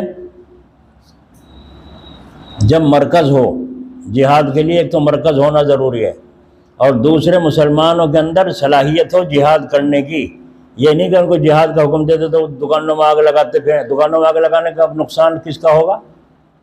آج جو ہندوستان میں دکانیں پھونک رہے ہیں اور مکان گرا رہے ہیں اور بلڈوزر پھیر رہے ہیں، یہ ملک کا نقصان ہے کسی اور کا؟ یہ اسلام کا جہاد نہیں ہے۔ تو یہ جہاد زبردستی مسلمان بنانے کے لیے فرض ہی نہیں ہوا، بلکہ تبلیغ میں رکاوٹ ہونے پر جہاد کا، اور وہ جو ہم پر چڑھائیاں کر کر کے آ رہے ہیں ان کو روکنے کا لیے فرض کفایہ ہے۔ سمجھ میں آ گئی؟ جہاد کے لیے مرکز علت اور تقوی شرط ہے۔ جب مرکز حاصل ہو جائے، اس لیے جہاد کے لیے تقوی شرط ہے، مرکزیت ہونا علت ہے۔ بغیر مرکز کے قانون کہاں سے چلے گا؟ وہ کہہ رہا مولوی صاحب جہاد روک دو، وہ مولوی صاحب کہہ رہا نہیں لڑو، تو کس کی مانو گے بھائی؟ تو مرکز سے جو بات طے ہو کے چلے گی اسے مانیں گے نہیں مانیں گے؟ تو مرکز کون سا تھا؟ مدینہ شریف، اور امیر کون تھے؟ جناب رسول اللہ صلی اللہ علیہ وسلم۔ محض شرط کے پائے جانے پر یہ خارجی چیز ہے جہاد فرض نہیں ہوتا کہ مرکز تو ہو گیا اب جہاد فرض ہو گیا، نہیں۔ جیسے وضو نماز سے خارجی چیز ہے، شرط ہے، اور حق تعالیٰ کا ارشاد ہے ان الصلاۃ کانت علی المؤمنین کتابا موقوتا، بلا شبہ نماز مسلمانوں پر ایک وقت مقررہ وقت میں فرض کی گئی ہے۔ تو یہ ارشاد علت ہے، اگر یہ ارشاد نہ ہوتا تو نماز نہ ہوتی، نہ وضو ہوتا۔ اسی طرح مرکز کا ہونا جہاد کے لیے علت ہے، اگر یہ نہیں ہے تو جہاد فرض ہی نہیں۔ جب مسلمانوں کا مرکز ہی نہیں ہے کیا کریں؟ ایک جماعتیں ہیں مسلمانوں کی دو چار، یہ کیا کریں؟ کیا کریں یہ؟ جی اب یہ کہ بہت سے لوگ ہیں یہ جمعیت علماء سارے عالموں کی جماعت ہے، کیا کر رہی ہے؟ یہ کیا کر رہی ہے؟ وہ کر رہی ہے جو اللہ کا اس کے رسول نے چاہا، وہ کر رہی ہے، وہ کر رہی ہے جو اللہ اس کے رسول نے چاہا۔ اور تقوی شرط ہے، تقوی سے سکون آ گیا، اور مرکزیت کے حاصل ہونے پر ایک قوت خاص من جانب اللہ، جامع سکینہ آ گئی۔ خواہ الہامی طور پر دل میں سکینہ پیدا فرمائے یا ظاہری طور پر فرشتوں کے ذریعے سے اللہ تعالیٰ سکینہ نازل فرمائے۔ تائید ظاہری بھی، ظاہری تائید بھی بحق شرع اس کا حاصل ہونا تقویت ہوتی ہے۔ ظاہر میں طاقت مل گئی، کیا ہوا؟ یہ ہوا یہاں سے بیچارے مسلمان کھڑے لڑنے کے لیے، اور پتہ چلا ضلع باغپت والوں کو وہاں یوں ہو رہا مظفر نگر میں، انہوں نے ایک دستہ بنا کے چپکے سے ماں ہتھیاروں کے اور یہاں ضلع مظفر نگر میں تمہاری امداد کے لیے بھیج دیا۔ یہ ظاہری طاقت ملی نہ ملی؟ موسیٰ علیہ السلام کو جب اللہ تعالیٰ نے فرعون کی طرف جانے کے لیے فرمایا اذهب الى فرعون انه طغى، فرعون کے پاس تبلیغ کے لیے جاؤ، تو موسیٰ علیہ السلام نے کہا جی مجھے تو ڈر لگ رہا ہے، تو بڑا ظالم ہے، مجھے تو ڈر لگ رہا ہے، کیا اچھا ہو کہ میرے گھر کا آدمی جس پر مجھے اعتماد کامل ہے، جو کہ میرا بھائی ہے ہارون ہے، اچھا بول لیتا ہے، اس کو میری قوت بازو بنا کر ساتھ کر دیجئے۔ اللہ تعالیٰ نے فرمایا بہت اچھا، ہم نے ان کو نبوت کی صفت کے ساتھ متصف کر کے تمہاری امداد کے لیے ساتھ کر دیا۔ تو ہو گئی ساتھ، سہارا آدمی کا نہیں ہو گیا؟ نہیں ہوگا، نہیں ہمیں کیا ضرورت ہے، ہم تو نعرہ تکبیر، بس جا کود جا آگ میں مر۔ یہ قرآن حدیث ہے، اسی لیے کہتے ہیں قرآن پاک کا ترجمہ ہونا چاہیے ہر مسجد میں، اور سننا چاہیے مسلمانوں کو کہ اللہ تعالیٰ کیا فرما رہے ہیں۔ تو دیکھو اللہ تعالیٰ سے موسیٰ علیہ السلام نے کیا کہا، آپ کا حکم ہے میں جاؤں فرعون کے پاس، اور مجھے ڈر لگتا ہے، میرے گھر کا آدمی جس پہ مجھے پورا بھروسہ ہے اسے میرا ساتھی بنا دیجئے تاکہ میری قوت بازو میں قوت آ جائے۔ تو اللہ تعالیٰ نے حضرت ہارون علیہ السلام کو نبی بنا کر ساتھ کر دیا۔ الغرض ظاہری تائید سے بھی سکینہ پیدا فرماتے ہیں، خواہ کسی انسان سے خواہ فرشتوں سے، ورنہ بلا واسطہ ایسا الہام والد فرماتے ہیں کہ قوت قلبی حاصل ہو جاتی ہے۔ کبھی سکون ظاہری کے ساتھ سکینہ نازل فرماتے ہیں، جیسا کہ غزوہ احد میں نیند صحابہ پہ غالب کر دی۔ بھلا جنگ کے میدان میں یہ نیند آیا کرے؟ غزوہ احد میں نیند غالب کر دی صحابہ پر، سو رہے ہیں، جب نیند آئے گی تھکن اتر جائے گی، نہیں اتر جائے گی؟ یہ اللہ کی طرف سے سکون کی رحمت نازل ہوئی تھی۔ ثم انزل علیکم من بعد الغم امنۃ نعاسا، کہ پھر اللہ تعالیٰ نے اس غم کے بعد ان پر چین بشکل اونگ بھیج دی، جس سے ان کے دلوں میں سب سکون ہو گیا اور سارے صحابہ کی تھکان دور ہو گئی، اور اس نیند کے آنے پر طبیعت ہلکی پھلکی ہو گئی۔ جب ہلکی پھلکی ہو گئی پھر بسم اللہ اللہ اکبر، نہیں سمجھ میں آئی؟ سانس مل گیا، نہیں مل گیا؟ تو اللہ تعالیٰ کا ایک طریقہ نہیں ہے مدد کرنے کا، کبھی تو آدمیوں کو بھیج دیتے ہیں، کبھی فرشتوں کو بھیج دیتے ہیں، کبھی دل کے اندر سہار کی قوت عطا فرما دیتے ہیں۔ تو جہاد ایک اہم چیز ہے، جہاد ایک بہت بڑی اہم چیز ہے۔ اب ذرا سا اس بات سے پلٹا لو، توجہ کرنا۔ جہاد کے متعلق کتنی دیر ہو گئی بیان کرتے کرتے، 1 گھنٹہ ہو گیا۔ اب اس کے اوپر دوسری چیز یہ ہے، اس کو سب جانتے ہیں کہ جہاد بہت اونچی چیز ہے اور شریعت کے اسلام کو پھیلانے کا ایک ذریعہ ہے، لیکن اس کے باوجود علم دین کی اس درجے اہمیت ہے کہ سب کو جہاد میں نکل جانے سے منع فرما دیا، بلکہ حکم ہوا کہ علم دین سیکھنے کے لیے بھی ایک جماعت نبی کریم صلی اللہ علیہ وسلم کے پاس رہنا چاہیے۔ علم دین کی اس درجے اہمیت اس لیے بھی ہے کہ وہ موقوف علیہ جسمانی جہاد کا ہے۔ اگر علم صحیح طور سے شریعت کی حد کا نہیں ہے تو اللہ کی مرضی کے مطابق جہاد نہیں کر سکتا۔ سمجھ میں آ گئی؟ کر لے گا وہ جہاد؟ نہیں کر سکتا۔ اسی لیے سب کا سمجھے کہ نکلو نکلو، وہ جماعت والے تو ایک ہی لفظ آنا کہ نکلو، 4 مہینے کی جماعت بن کے نکلو نکلو، نکلو نکلو نکلو، بھائی ایک ہی سبق یاد ہے ان کے نکلو نکلو کا، دوسرا سبق یاد نہیں ہے کہ یہ جو باقی ہیں یہ ان کی تعلیم کا کیا ہوگا۔ اور مدرسے والے ہم لوگ کیا کرتے ہیں؟ ہم تعلیم کا انتظام بھی کرتے ہیں، اللہ کا ذکر کا انتظام بھی کرتے ہیں، اور اللہ کے راستے میں دین سیکھنے کے جو قابل ہیں انہیں بھیجتے ہیں۔ بچے تھوڑے جائیں گے جماعت میں، بچوں کو مدرسے میں بھیجو۔ بچوں کا کیا کام ہے جماعت میں جانے کا؟ سنا ہوگا آپ نے پہلے کیا کہتے ہیں جماعت میں جانے کو؟ بھائی چلتا پھرتا مدرسہ ہے، سنا تھا نہیں سنا تھا؟ اور آج کیا کہیں؟ نہیں بس اب تو اصل مدرسہ یہی ہے، سب کو وہیں لے جاؤ، مدرسے بھی بند کرو۔ بلکہ بعض بات تو یوں کہنے لگے ان مدرسے میں جو یہ پڑھا رہے ہیں قرآن شریف اور حدیث شریف، تنخواہ لے رہے ہیں، یہ رنڈی کے پیشے سے بھی زیادہ برا ہے تنخواہ لینا، جو کہاں سے کہاں پہنچ گئی امت۔ تو سمجھ میں آیا؟ جہاد میں جاؤ، اللہ کے راستے میں جاؤ دین سیکھنے کے لیے، مگر گھر پر بھی تعلیم کا انتظام، بچوں کی تعلیم تربیت کا انتظام۔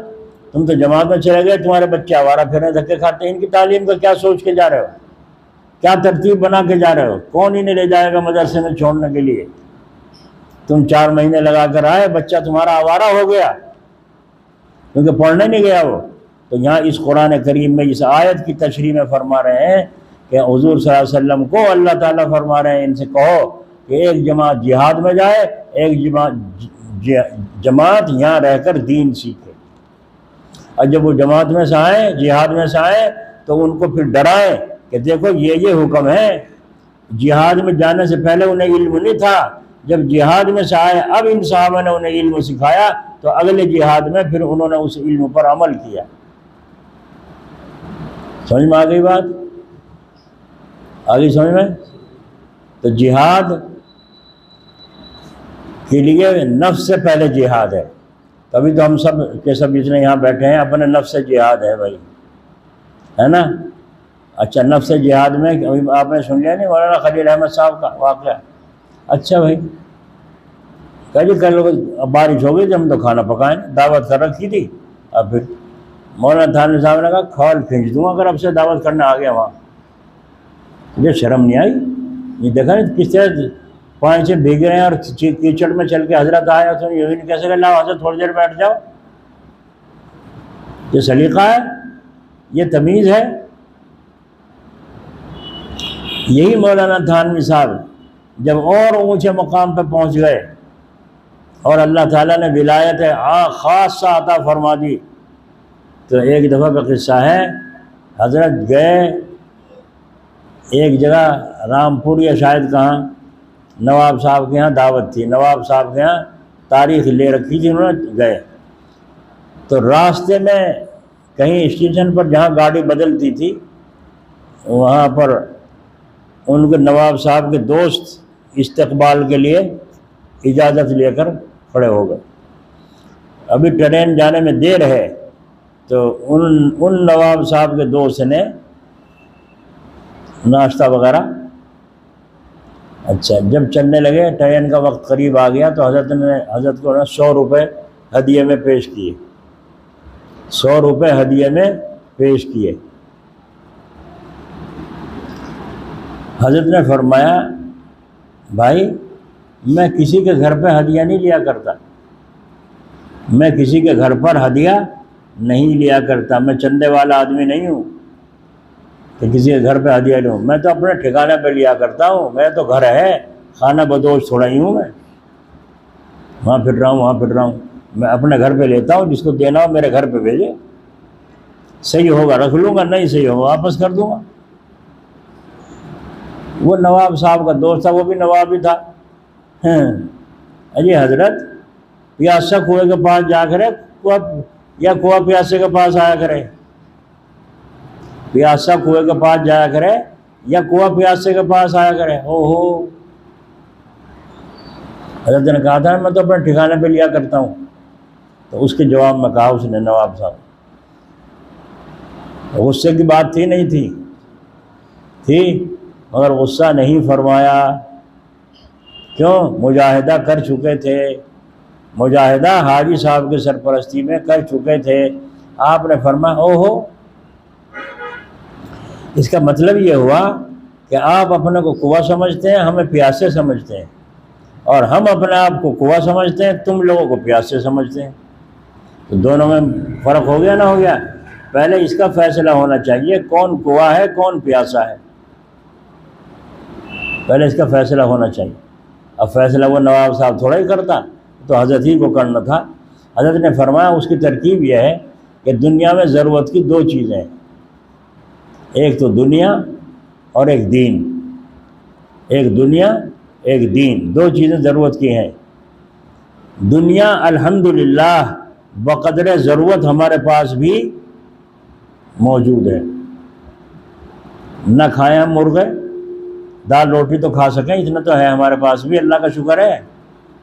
تو فرمایا دنیا بقدر ضرورت ہمارے پاس بھی موجود ہے، اور دین بقدر ضرورت تمہارے پاس نہیں. تمہیں نماز کی پڑے گی ضرورت تو ہمارے پاس، روزے کی میں پڑے گی ہمارے پاس، کسی بھی دین کے مسئلے میں تمہیں ہمارے پاس آنا پڑے گا. ہم تمہارے پاس روٹی کے مسئلے میں تم محتاج تم ہوئے یا ہم ہوئے؟ میں نے کہا جی ہم ہوئے. دین کی تو ہمیں ہر وقت سے ہمیں تو پتہ بھی نہیں دین کا. تو آپ نے فرمایا دنیا ہمارے پاس ہے ہی بقدر ضرورت، ضرورت کے بقدر، نہ کھائے پراٹھے. تو اب بتاؤ کنواں ہم ہوئے یا آپ ہوئے؟ اس نے کہا جی کنواں تو آپ ہوئے. اب پیاسے آپ ہوئے یا ہم ہوئے؟ انہوں نے کہا جی پیاسے ہم ہوئے. اچھا السلام علیکم، بس یہی سمجھانا تھا. السلام علیکم، مسافہ کر کے چل دی. اور چل رہے کہاں کو؟ تھانہ بھون آنے والی ٹرین میں بیٹھیں گے، تھانہ بھون کے. ان کا حضرت وہ تو وہاں وہ گاڑی دوسری نہیں، تھانہ بھون جائیں گے، تھانہ بھون جائیں گے. انہوں نے کہا کیوں حضرت؟ کہا نہیں وہاں جانا ہی نہیں. تو کسی نے کہا حضرت ان نواب صاحب کی جن کی دعوت تھی ان کی کیا خطا ہے؟ خطا تو اس کی ہے، ان کی کیا خطا؟ فرمایا ہاں ان کی خطا ہے، ان نواب صاحب کی خطا ہے. انہوں نے ایسے بے تمیز آدمی کو استقبال کے لیے کیوں کھڑا کیا تھا جس کو تمیز نہیں ہے. اچھے نوابوں کے دماغ صحیح کر دیے حضرت مولانا تھانوی صاحب رحمۃ اللہ علیہ نے. اللہ نے علماء کو بڑا مقام عطا فرمایا، اور یوں فرمایا یہ لوگ خر دماغ ہیں، ہم ہیں اسپ دماغ. یہ یوں سمجھتے ہیں کہ ہم خر دماغ ہیں، تو ہمیں تو یہی فیصلہ دکھانا ہے نا کہ خر دماغ تم ہو یا ہمیں، گدھے تم ہو یا ہمیں. واپس آ گئے. دیکھو غصہ نہیں کیا، بات سمجھا دی، اور سمجھا کے وہاں سے علیحدگی. ارے سمجھ رہے ہو نہیں سمجھ رہے ہو؟ کیا سمجھ رہے ہو؟ کیا سمجھ رہے ہو؟ غصہ تو نہیں کیا، بڑا مولوی ہونا تو نہیں جتایا، لیکن قائل کر دیا سمجھا کر اخلاق کے ساتھ. کیونکہ نفسانیت جبھی دبے گی جب اس کے ساتھ اخلاق بھی ہو. سمجھ میں آ گئی بات؟ اللہ تعالیٰ اپنے فضل و کرم سے توفیق نصیب فرمائے، اور اپنے حبیب کے طفیل سے ہمیں انسانیت نصیب فرمائے. تو یوں کہنا داڑھی رکھ لو. ایک آدمی کو کہا بھائی داڑھی رکھ لے تو، یہاں اتنے دن سے تم مجلس میں آوے ان بزرگ کی تو داڑھی نہیں رکھتا. تو انہوں نے کہا اچھا بھائی اگر یہی بات ہے تو میں اب آنے کا نہیں مجلس میں مجلس میں نہیں آنے کا. تو وہ جو یوں کہہ رہا تھا حضرت آپ اس کو نصیحت نہیں کرتے. تو ان بزرگوں نے اس سے کہا دیکھ لیا تو نے تقوی کا حیضہ تھا تجھے، تو اسے کہتے نہیں داڑھی نہیں رکھتا، تو نے کچی روٹی اتروا دی توے پہ سے. ابھی یہ پکا نہیں ہوا، اگر اس کے دل کے اندر اللہ کی محبت پیدا ہو جاتی تو بغیر کہے داڑھی رکھتا یہ. کیوں؟ تو کچی روٹی اتروا دی توے پہ سے. اب یہ بھگائیے تو نے اس کو. مولانا قاسم نانوتھی رحمۃ اللہ علیہ کے پاس ایک گاؤں کا آدمی آیا ٹوپی لے کر ہدیے میں ٹوپی، اور ٹوپی بھی کیسی، گوٹا لگ رہا چاروں طرف کو عورتیں بنا کرتی تھی نا پہلے، بچوں کو اڑا دیتی ایسے ایسے، تو اس ٹوپی میں بھی گوٹا لگ رہا ہے، ستارے لگ رہے ہیں، اور ایسی ٹوپی بنا کے بڑا خوش خوش تھیلے میں لاؤ کے لے کے آیا، حضرت جی آپ کے واسطے ٹوپی لایا ہوں، اچھا لاؤ، اب نکالی تو وہ دیکھا تو گوٹا لگا ہوا، سارے کے سارے منہ کر کے مسکرانے لگے، حضرت جی کے واسطے کیسی ٹوپی لایا، اور حضرت جی نے بھی لے کے اس کے سامنے اپنی اتار کے وہ اوڑھ لی، ٹوپی اوڑھ لی، ستارے لگی، گوٹا لگا ہوا، ٹوپی اوڑھ لی، اور جب وہ ٹوپی اوڑھ لی سارے کے سارے عالم جتنے تھے وہاں بیٹھے مجلس میں سب کے سب مسکرا رہے اندر اندر، اور وہ کہہ رہا بہت زور کی لگ رہی ہے حضرت جی، بہت زور کی لگ رہی ہے، کہنا اچھا جی خوش ہو گیا تمہارا، جی ہاں اچھا لگا، بہت اچھا، بس وہ مسافہ کیا اور چلا گیا، اتار کے رکھ دی۔ تو فرمایا میں یوں دیکھ رہا تھا کہ یہ کتنی محبت سے بنوا کر لایا ہے، میں نے تو اس کی محبت کی خاطر سر پہ رکھ لی تھی، ورنہ مجھے کیا ضرورت تھی گوٹے دار ٹوپی اوڑھنے کی، آئی نہیں سمجھ میں کچھ، تو ٹوپی ٹوپی کی آئی سمجھ میں کچھ نہیں آئی۔ میں تمہیں دوسری بات سمجھا رہا ہوں، تم اس کی قدر کرو جو اللہ کے لیے دل میں اٹھ رہی ہے، اس کی قدر کرو۔ وہ ٹوپی اللہ کے لیے لایا تھا محبت میں عالم کے لیے، اسے کیا خبر تھی جائز ناجائز کی، تو انہوں نے قدر کہیں کی۔ جنید بغدادی رحمۃ اللہ علیہ چلے جا رہے ہیں، ایک ڈاکو پھانسی پہ چڑھ رہا ہے، لٹکا رکھا ہے، پبلک کھڑی ہے، آپ نے کہا بھائی اسے پھانسی کیوں دی گئی؟ انہوں نے کہا جی چور تھا یہ، اچھا پھر پھانسی کیوں دے دی چور کو؟ انہوں نے کہا پہلے اس کے انگلی کاٹی گئی، جب نہیں باز آیا، پھر ہاتھ کٹا جب نہیں مانا، دوسرا ہاتھ کٹا پھر نہیں مانا، پھر ایک ٹانگ کاٹی جب نہیں مانا، پھر اس کو جو ہے آج پھانسی پہ لٹکا دیا گیا ہے کہ بھائی یہ باز آنے والا چوری سے ہے نہیں۔ بھائی جب تک ہم بنا نیت کریں گے بدلنے کی، اللہ تو نہیں بدلنے کا۔ ایک آدمی کو رشوت کی بہت عادت تھی لینے کی، کسی نے کہا اسے ٹرانسفر وہاں کر دو سمندر پہ، اور دیکھیں وہاں کیسے لے گا رشوت، بس وہاں سمندر میں تنخواہ ملے گی، وہاں چھوڑ دو اسے، وہاں چھوڑ دیا۔ اب جو جہاز آیا تھا تاجروں کا، اسے روکا رک جاؤ رک جاؤ رک جاؤ، کیا بات ہوئی بھائی کیا ہوا؟ آج سے تو کسی نے روکا نہیں، تو کیوں روک رہا؟ کہنے لگے مجھے سرکار نے بٹھا رکھا یہاں، اور سمندر کی لہریں گننی، کتنی لہریں اٹھی آج، اور شام کو مجھے ساری رپورٹ دینی ہے۔ اب تمہارا جہاز یہاں کو جائے گا، وہ طوفان جو اٹھ رہا ہے اس میں جو لہریں چل رہی ہیں میں وہ بھول جاؤں گا، کیا رپورٹ؟ یہیں کھڑے رہو جب تک شام ہوگی، میں گن لوں ساری رپورٹ، اور جب تمہیں چلنے کی۔ انہوں نے کہا میں کم بخت کچھ لے دے کے مان لے، ہمیں نکال دے کھلاؤ، وہ ان سے لے لی رشوت، ہو گئی۔ بادشاہ کو پھر خبر وہاں بھی رشوت، وہاں کیسے لے لی، کیوں لے لی، ہے نا؟ تو جس کی جیسی عادت ہوگی ایسی کرے گا، نہ کرے گا وہ۔ تو اللہ تبارک و تعالی ہمیں بھی توفیق دے، ہم اپنی نیت کریں کہ انشاءاللہ مجھے متقی بننا ہے، مجھے تقوی اختیار کرنا ہے۔